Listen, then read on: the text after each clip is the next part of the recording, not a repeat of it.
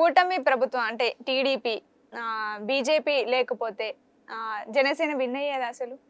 ఉంది కాబట్టే విన్ అయింది అని అంటున్నారు. అమ్మ ఇప్పుడు ఖచ్చితంగా ఈ కూటమి ప్రభుత్వం గెలవడానికి కారణం జనసేన కార్యకర్తలుగా మేము 100% చెప్తాం. పవన్ కళ్యాణ్ గారి వల్లే ఈ కూటమి సాధ్యమైందని. ఎందుకంటే మేము భారతీయ జనతా పార్టీతో పొత్తులో ఉన్నాం.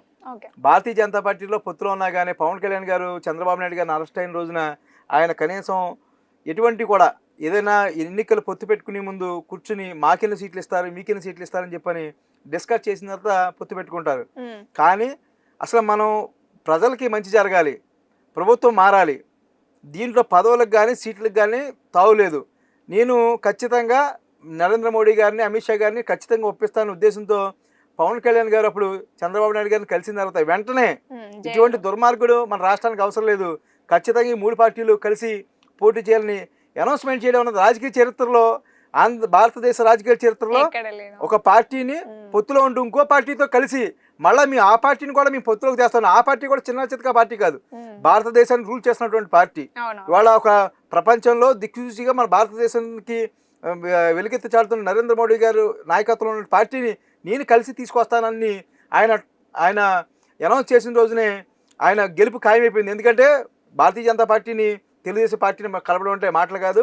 ఖచ్చితంగా అదే దారిలో తెలుగుదేశం పార్టీ కూడా ఒక 40 సంవత్సరాల సుదీర్ఘమైన చరిత్ర గల పార్టీ. వాళ్ళ కార్యకర్తలు కూడా చాలా వాళ్ళు కూడా కష్టాలు పడ్డారు, కేసులు పడ్డారు. దీంట్లో ఎవరిది తక్కువ ఎవరిది ఎక్కువ కాదు, మమ్మల్ని గెలిపించారు, ప్రజలు మమ్మల్ని నమ్మారు. భారతీయ జనతా పార్టీ నాయకత్వంలో పవన్ కళ్యాణ్ గారిని చంద్రబాబు గారిని నమ్మారు. దీంట్లో హెచ్చులు తగ్గులు మీకు ఇందాకే చెప్పారు, చేతికి 5,000 ఉంటాయమ్మా, 5,000 5 రకాలుగా ఉంటాయి, రకరకాలుగా మాట్లాడచ్చు. కానీ ఎవరు ఏమనుకున్నా కానీ ఈ కూటమి ప్రభుత్వం అమరావతిని కట్టేంత వరకు, అదేవిధంగా ఆంధ్రప్రదేశ్ రాష్ట్ర భవిష్యత్తును మార్చేంత వరకు కూడా ఈ యొక్క కూటమి ప్రభుత్వం ఇలాగే కలిసి ఉండాలని చెప్పని మీ అందరం కూడా కోరుకుంటాం. సరే, ఓకే, కలిసి ఉందామని మీరు అనుకుంటున్నారు. ఒకవేళ ఇన్ కేస్ ఫ్యూచర్ లో కూటమి ప్రభుత్వం నుంచి జనసేన వేరైతే పోటీ చేస్తే పవన్ కళ్యాణ్ గారు సీఎం అవుతారా? ఖచ్చితంగా అమ్మా. ఇప్పుడు మా అధ్యక్షుల మాట మాకు శిరోధార్యం. ఇవాళ మీకు చెప్పాము ఇందాక, మేము ముఖ్యమంత్రి పదవి కోసం పోటీ చేయాలనుకుంటే ఇండివిజువల్గా పోటీ చేయొచ్చు, ఇండివిజువల్గా పోటీ చేసి మేము గెలవచ్చు. కానీ మేము అందరం కూడా కలిసి చేయాలి, ఆంధ్రప్రదేశ్ రాష్ట్ర ప్రజలు బాగుండాలనే ఉద్దేశంతో మనం కలిసి పోటీ చేసాం.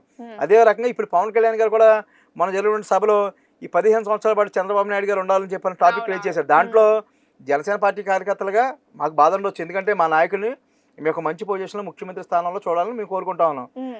ఆయన స్థానంలో ఉన్నారు కాబట్టి ఇవాళ ఈ యొక్క రాష్ట్రాన్ని, కష్టాల్లో పడిన రాష్ట్రాన్ని గాడిలో పెట్టాలంటే చంద్రబాబు నాయుడు గారి నాయకత్వంలో అవుతుందనే ఉద్దేశంతో ఆయన భావిస్తూ ఉన్నారు. ఇవాళ చంద్రబాబు నాయుడు గారు 15 సంవత్సరాలు చేసిన తర్వాత పవన్ కళ్యాణ్ గారే కదా రాష్ట్రానికి. ఇవాళ పవన్ కళ్యాణ్ గారు ఇప్పుడు ఇవాళ ఈ 3 పార్టీలు కలిసి ఉన్నప్పుడు ఏమంటారు కార్యకర్తల దగ్గర, చంద్రబాబు నాయుడు గారి నాయకత్వం, చంద్రబాబు నాయుడు గారి పరిపాలన దక్షత మన అవసరం కాబట్టి ముఖ్యమంత్రి చేశానంటాం. అవసరం 15 సంవత్సరాల తర్వాత పవన్ కళ్యాణ్ గారు చంద్రబాబు నాయుడు గారి దగ్గర రోజు ఒక నిత్య విద్యార్థులుగా ఆయన రోజు నేర్చుకుంటా ఉన్నాడు. ఆయన నేర్చుకున్న తర్వాత ఈ 15 సంవత్సరాల తర్వాత రేపొద్దున ఆంధ్రప్రదేశ్ రాష్ట్రానికి ఖచ్చితంగా భవిష్యత్తులో పవన్ కళ్యాణ్ గారే ముఖ్యమంత్రి. ఓకే, మీరు పవన్ కళ్యాణ్ గారు ముఖ్యమంత్రి అంటున్నారు. మరి ఇప్పుడు టీడీపీ వాళ్ళని చూస్తే నారా లోకేష్ నెక్స్ట్ సీఎం అని అంటున్నారు కదా. అదేనమ్మా, ఇప్పుడు ఏదైతే జనసేన కార్యకర్తలు మేము ఎలా అనుకుంటామో టీడీపీ వాళ్ళు కూడా అలాగే అనుకుంటారు. కానీ ఇప్పుడు పవన్ కళ్యాణ్ గారు చంద్రబాబు గారిని కంపారిజన్ చేసినప్పుడు మన పవన్ కళ్యాణ్ గారికి అనుభవం తక్కువ ఉంది, చంద్రబాబు నాయుడు గారు సుదీర్ఘంగా రాజకీయ అనుభవం ఉందని చెప్పి అన్నాం. దాంట్లో ముఖ్యమంత్రి చేసి ఖచ్చితంగా ఆయన అదే పరిపాలన దక్షతని నిలబెట్టుకుని ఇవాళ ఆంధ్ర రాష్ట్రాన్ని పరిపాలిస్తా ఉన్నాడు. ఇవాళ పవన్ కళ్యాణ్ గారు కూడా చంద్రబాబు నాయుడు గారి దగ్గర నేర్చుకుంటా ఉన్నాడు కదా. నేర్చుకున్న తర్వాత రేపొద్దున పవన్ కళ్యాణ్ గారు ముఖ్యమంత్రి అవ్వచ్చు, రేపొద్దున లోకేష్ గారు పవన్ కళ్యాణ్ గారు డిప్యూటీ సీఎం అవ్వచ్చు, రేపొద్దున భవిష్యత్తులో ఆయన కూడా ముఖ్యమంత్రి అవ్వచ్చు. దీంట్లో రాజకీయాల్లో ఎవరేమవుతారన్నది నిర్ణయించాల్సింది ప్రజలు. ఇవాళ కొల్లి బాబీ ఏమనుకున్నాడో లేకపోతే వేరే వ్యక్తి ఎవడనుకున్నాడో అది కాదు. ఇవాళ పవన్ కళ్యాణ్ గారు ఏ స్థానంలో ఉండాలని నిర్ణయించాలంటే ప్రజలు నిర్ణయించాలి, లోకేష్ గారు ఏ స్థానంలో ఉండాలంటే నిర్ణయించాలి. మాకు జనసేన కార్యకర్తలుగా మాకు ముఖ్యమంత్రి అవ్వాలి పవన్ కళ్యాణ్ గారు మాకు కోరిక ఉంటుంది, తెలుగుదేశం పార్టీ కార్యకర్తలుగా ముఖ్యమంత్రి అవ్వాలి వాళ్ళకు ఉంటుంది. ఓకే, ఇన్ కేస్ కూటమి ప్రభుత్వం నుంచి పవన్ కళ్యాణ్ వేరైతే కేంద్రం నుంచి సపోర్ట్ ఉంటుందా పవన్ కళ్యాణ్ గారికి బీజేపీ? అమ్మ, అసలు అటువంటి టాపిక్ అన్నది ఈ కూటమి ప్రభుత్వం లేదు. ఇవాళ మేము రాజకీయాలు చేయట్లా, మీ ఆంధ్రప్రదేశ్లో ప్రతిపక్షం ఉంటేనే కదా మేము రాజకీయాల కోసం ఆలోచించాలి. కలిసి కట్టుగా మేము అసలు పనిచేసుకోవాలి. ఆంధ్రప్రదేశ్ రాష్ట్ర రాజకీయాల్లో ప్రతిపక్షం మేమే, అధికార పక్షం మేమే. ఇవాళ ప్రజలు మమ్మల్ని నమ్మారు. మాకు 164 సీట్లు ఇచ్చారు, 94% స్ట్రైక్ పెడితే మాకు అధికారం ఇచ్చారు. ఇవాళ రానున్న రోజుల్లో 170 స్థానాలు మేమే గెలుచుకుంటాం. ఇవాళ వాళ్ళు ప్రజల్లో లేరు కదా. ఈ 11 మంది కూడా ఎవరైతే గెలిచారో వాళ్ళు అసెంబ్లీకి రావట్లా, ప్రజలు నాడు వినిపించట్లా. ఆ 11 నియోజకవర్గాల ప్రజల పరిస్థితి ఏంటి, వాళ్ళకు ఉన్నటువంటి సమస్యలు ఏమున్నాయి, వాళ్ళ అసెంబ్లీలు ఎత్తాలి కదా. ఎత్తకుండా వాళ్ళు ఏదో వాకౌట్ చేసాం, ప్రధాన ప్రతిపక్షం ఇవ్వలేదు. రాజ్యాంగంలో ఎటువంటి రూల్స్ ఉన్నాయో దాని ప్రకారం వాళ్ళకి ప్రతిపక్ష హోదా ఇవ్వాలంటే ఇస్తారు. ఇవ్వనప్పుడు దాన్ని సాగుగా చూపించి మీరు రావంటే రేపొద్దున ప్రజలకి మళ్ళా 4 సంవత్సరాల తర్వాత మళ్ళీ ఎలక్షన్లు వస్తాయి. ఎలక్షన్ వచ్చిన రోజున ఈ 170 సీట్లు జగన్మోహన్ రెడ్డి గారు అన్నట్టు అంత అత్యుత్సాహంగా మీ అనం ఆమె 175కి 175 గెలుస్తామని. 175కి 175 గెలవని ప్రజలు అనుకుంటున్నారు కాబట్టి 175కి 170 సీట్లు ఖచ్చితంగా కూటమి ప్రభుత్వమే సాధిస్తుంది. రేపు రానున్న రోజుల్లో ఈ 11 సీట్లు కూడా ఉండవు వైసీపీ ప్రభుత్వానికి, వైసీపీ పార్టీకి. ఓకే, మీకు అసలు గొడవలే రావు, మీరు కలిసికట్టుగా పని చేసుకోవాలనుకుంటున్నారు. సో ఇప్పుడు నాగబాబు గారికి ఎమ్మెల్సీ పదవి ఇవ్వడం, ఏపీ మంత్రివర్గంలో మంత్రిగా చోటు ఇవ్వడం, మరి దాని వెనుక టీడీపీ వాళ్ళు అసహనం వ్యక్తం చేస్తున్నారని వార్తలు వస్తున్నాయి. మరి దానికి ఏం చెప్తారు? నాగబాబు గారికి మన జరిగినటువంటి ఎన్నికలు అనకాపల్లి ఎంపీ సీట్ ఇవ్వాలమ్మా. అప్పుడు ఈ కూటమి ఒక భాగస్వామ్యంగా ఉండాలని చెప్పి మాకు ఇచ్చిన సీట్లని 23 సీట్లు ఇచ్చారు. 23 సీట్లు కూడా 2 సీట్లు మేము వదులుకున్నాం. అదేవిధంగా 3 ఎంపీలు ఇచ్చారు. 3 ఎంపీలు ఒక ఎంపీ నాగబాబు గారి కోసం త్యాగం చేసాం.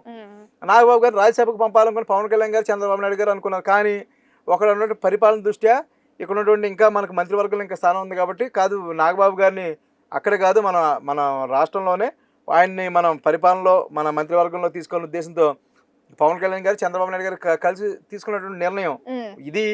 చంద్రబాబు నాయుడు గారు, పవన్ కళ్యాణ్ గారు తీసుకున్నటువంటి నిర్ణయం. మా నాయకుడు తీసుకున్నటువంటి నిర్ణయాన్ని మీరే ఏ రకంగా గౌరవిస్తామో అదే రకంగా తెలుగుదేశం పార్టీ నాయకులు కూడా గౌరవించాలి. ఎవరో ఎల్లయ్యో పుల్లయ్యో మాట్లాడిన మాటలు మేము అసలు పరిగణలో తీసుకోము. ఎందుకంటే దీంట్లో కూడా వైసీపీ కోవట్లు ఏంటంటే ఎన్నికల్లో మేము చాలా మంది జాయిన్ చేసుకున్నాం కదమ్మా. జాయిన్ చేసుకుంటే ఏమంటే వైసీపీ కోవట్లు కూడా మా దాంట్లో చేరిపోయారు. చేరిపోయి ఇవాళ ఏంటి వాళ్ళ పని, ఈ కూటమిని ఏ రకంగా విచ్ఛిన్నం చేయాలి. నాగబాబు గారికి వర్మ గారికి గొడవ పెట్టాలి. నాగబాబు గారు మంత్రికి అర్హులు కాదు. నాగబాబు గారికి ఎందుకు మంత్రి ఎమ్మెల్సీ ఎందుకు ఇవ్వకూడదు? నాగబాబు గారు ఒక జనసేన పార్టీకి ఒక ప్రధాన కార్యదర్శిగా, అదేవిధంగా ఈ మెగా అభిమానులు ఏదైతే ఈ మెగా అభిమానులు ఉన్నారో ఆంధ్రప్రదేశ్లో కానీ తెలంగాణలో కానీ ఎవరికైనా ఒక యాక్సిడెంట్ జరిగి రక్తం కావాల్సి వస్తే వెంటనే గుర్తొచ్చేది చిరంజీవి గారి బ్లడ్ బ్యాంక్.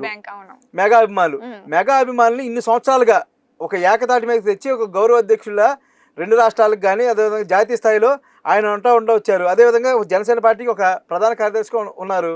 ఆయన్ని మేము మొన్న పరిస్థితులు బాగుంటే ఈ కూటమి వల్ల ఆయన త్యాగం చేశారు కాబట్టి ఆయనకి ఎమ్మెల్సీ ఇచ్చి వాళ్ళ మంత్రి ఇస్తున్నారు. ఒక సమర్థవంతమైన నాయకుడు కాకపోతే చంద్రబాబు నాయుడు గారు అంటే వ్యక్తి ఆయన మంత్రిగా తీసుకొని ఆలోచన చేయరు కదా. ఖచ్చితంగా ఆ వైసీపీలో వచ్చినటువంటి కోవట్లు మా తెలుగుదేశంలో జనసేనలో కొంతమంది అంటే అత్తారింటి దారి సినిమాలో మనం చెప్పినట్టు గాలి వస్తుంది కదా, మన తలుపు మనం తీస్తాం. ఆ వెలుతురుతో పాటు కొంచెం దుమ్ము దుళ్ళు కూడా వస్తాయి. కొంతమంది కోవట్లు మాకు వచ్చి ఉండొచ్చు. వాళ్ళు చేసినటువంటి ఆరోపణలు అసలు మీ కూటమి ప్రభుత్వం అసలు పరిగణలో తీసుకోదు. ఓకే.